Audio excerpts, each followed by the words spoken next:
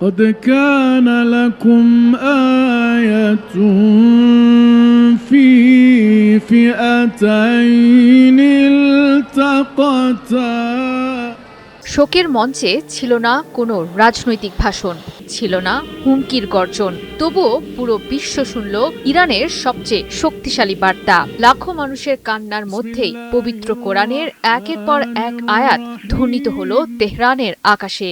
কিন্তু সেই তেলাওয়াত ছিল শুধু বিদায়ের দোয়া নয়, প্রতিটি আয়াত যেন পৌঁছে গেল এক একটি মুসলিম দেশের উদ্দেশ্যে, বহন করল এক একটি কূটনৈতিক ইঙ্গিত। সৌদি আরব থেকে বাংলাদেশ, তুরস্ক, পাকিস্তান, কাতার, ফিলিস্তিন, এমনকি ভারতের জন্যও ছিল ভিন্ন ভিন্ন বার্তা।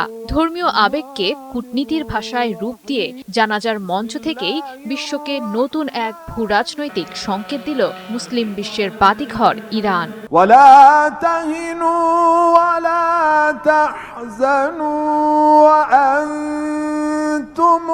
ধর্মীয় আবেগকে কূটনৈতিক বার্তায় রূপ দিয়ে বিশ্বকে নতুন এক কৌশলের সঙ্গে পরিচয় করিয়ে দিল তেহরান। আয়াতুল্লাহ আলী খামেনির জানাজা হয়ে উঠল ইরানের জন্য এক নীরব কিন্তু শক্তিশালী কূটনৈতিক মঞ্চ, যেখানে বক্তৃতার পরিবর্তে ব্যবহার করা হয়েছে পবিত্র কোরআনের আয়াত।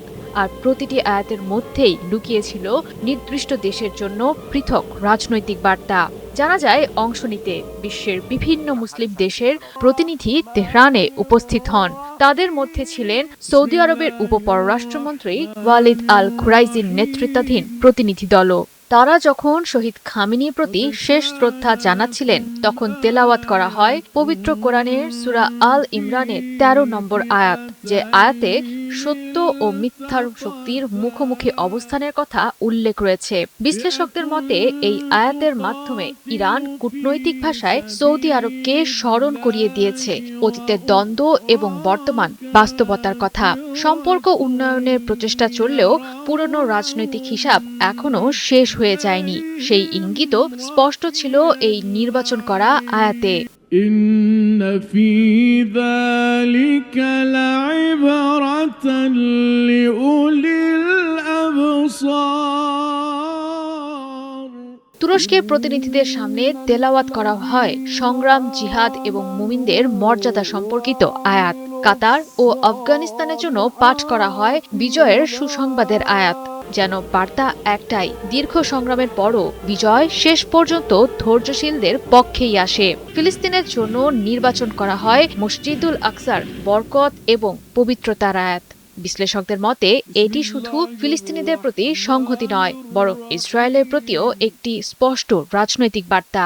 একইভাবে বাংলাদেশের জন্য তেলাওয়াত করা হয় শহীদদের জীবিত থাকার আয়াত, যা আত্মত্যাগ ও ঈমানের মর্যাদার প্রতীক হিসেবে বিবেচিত হয়। ভারতের জন্য ছিল ভয় না পাওয়ার আহ্বান জানানো আয়াত। আর পাকিস্তানের উদ্দেশ্যে পাঠ করা হয় এমন আয়াত যেখানে কঠিন পরিস্থিতির মধ্যেও আল্লাহর নিরাপত্তা ও সাহায্যের প্রত্যাশার কথা বলা হয়েছে।